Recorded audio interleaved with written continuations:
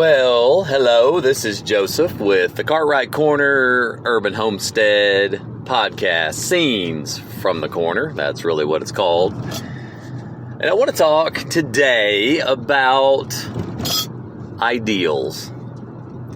Homestead ideals. I think most of us, when our mentality starts changing and we start embracing homestead ideas, with those ideas comes sometimes a set of ideals. Just add the L. Ideals. Things that are really great that we would love to do and have. The ideal. So the ideal might be we would like to own 5 acres, be able to grow all the food we need without going to the grocery store. Maybe that's the ideal. That would be the best. If we could get there, we'd be happy. Well, we know with most things that if we say something like, if we could just have this, we would be happy, that's probably not true. Seems like the heart has an insatiable desire to need more and want more. Matter of fact, learning the fine art of contentment is one of the richest things in life. But when we get into this homesteading thing that we do, we start to think of the ideals. We start to think of things that would be goals, things that we're kind of shooting towards. And so for those of us that are starting in the city, we start to think about, hey, wouldn't it be great to have some land outside of the city? So that becomes kind of a goal or a dream. Or maybe we say, well, we're going to start off with chickens, but one day we would like to do chickens, rabbits, pigs, quail, cows, horses, sheep, and goats. Okay, well, wow.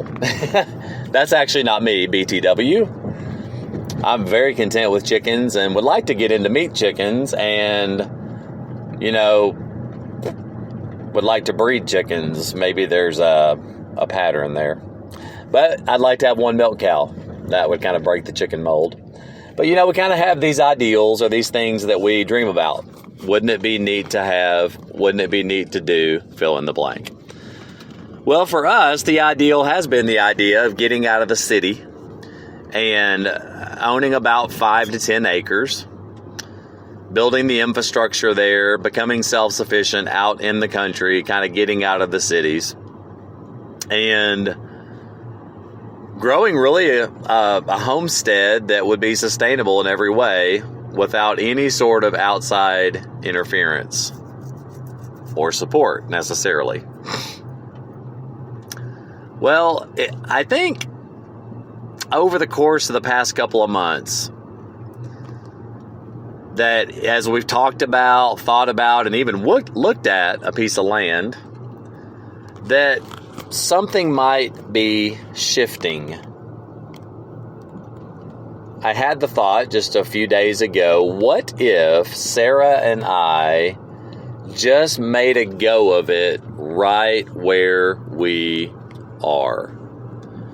In the burbs, on our piece of property that does not meet what has been for us the ideal. What if we were to grow content with what we have and maximize it for food production and have it conform to a lot of what we desired in such a way to where we wouldn't want to necessarily even leave it if we had the opportunity to get land? So that's a new thought for me. That's a radical thought for me because I have been so kind of fever pitch on us moving towards land. And I'm not saying we won't do that.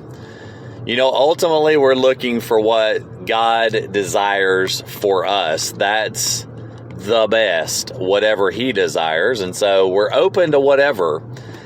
But entertaining a little more seriously the idea about what it looks like to continue to stay where we are and to maximize what we have right there.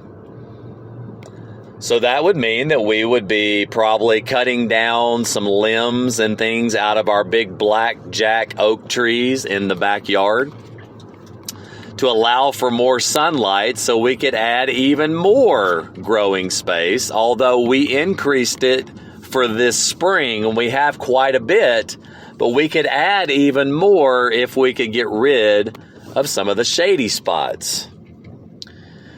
Well, it would also mean that we would go ahead with our greenhouse and add the electricity and the water that we wanted to add, and also get rid of the plastic that's on it and put kind of the permanent see-through plastic walls on the side.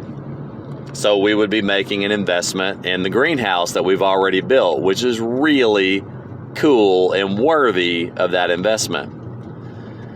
It would also mean going ahead and putting on our chicken coop the water catchment system. I had kind of built it in such a way when Sarah and I were conceiving it and building it. We put it together in such a way that on the back of it we can put a gutter, and harvest the water that comes off the metal roof on the top of our coop. And harvesting that water, we could get it in a barrel and use that water, that beautiful God-given rainwater, to nurture our girls and give them water from that. Pretty cool. Yeah, that would be another improvement. And that would move us towards some ideas that we had that would make us content right where we are. Now, one of the things I think about the homesteading mentality is, I don't know if you're ever really fully content.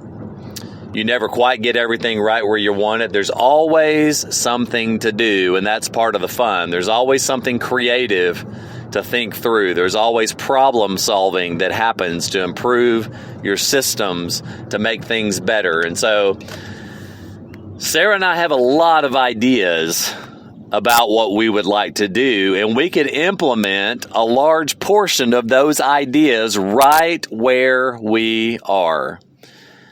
Now, I'm aware that some of our listeners are people who might live in a very, very small space, like an apartment.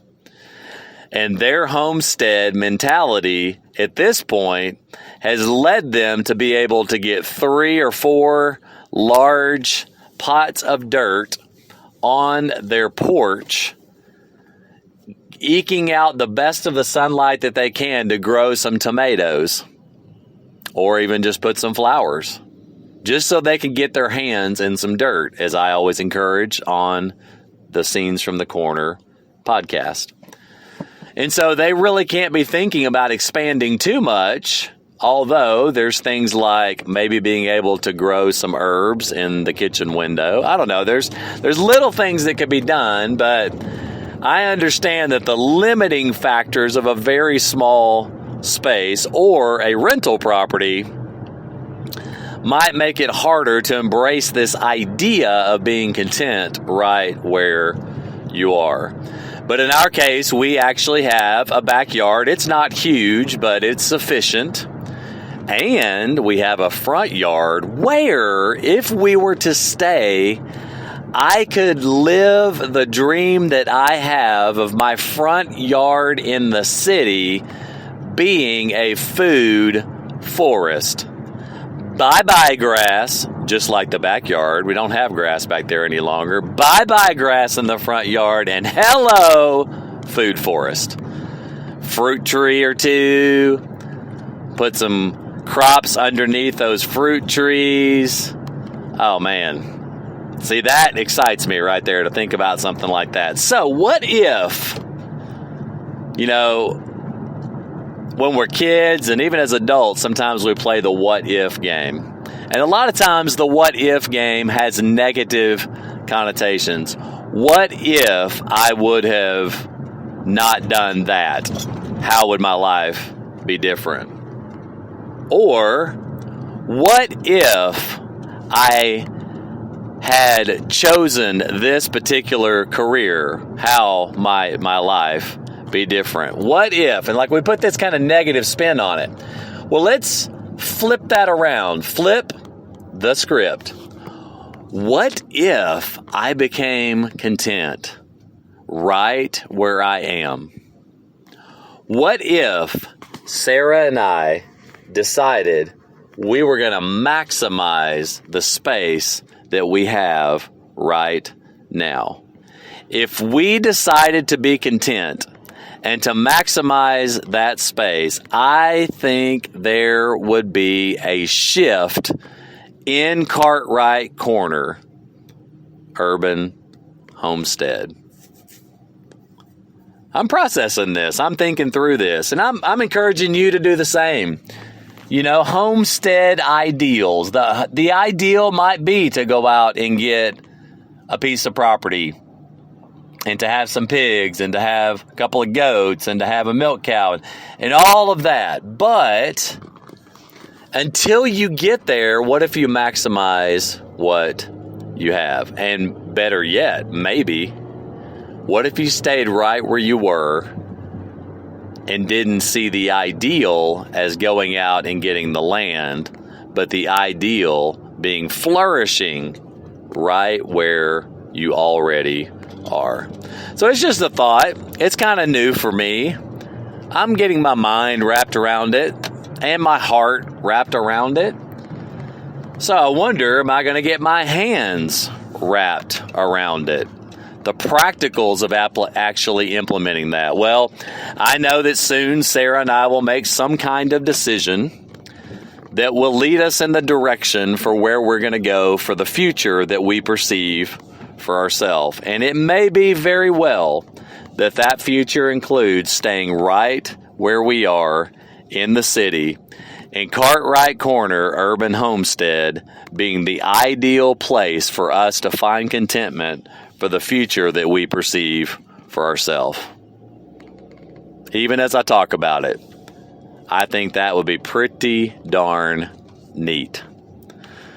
So there you go, Homestead Ideals. I think we all have a dream. We all have a desire to see certain things happen. But the question I would ask, are you willing to see some of those things happen right where you are?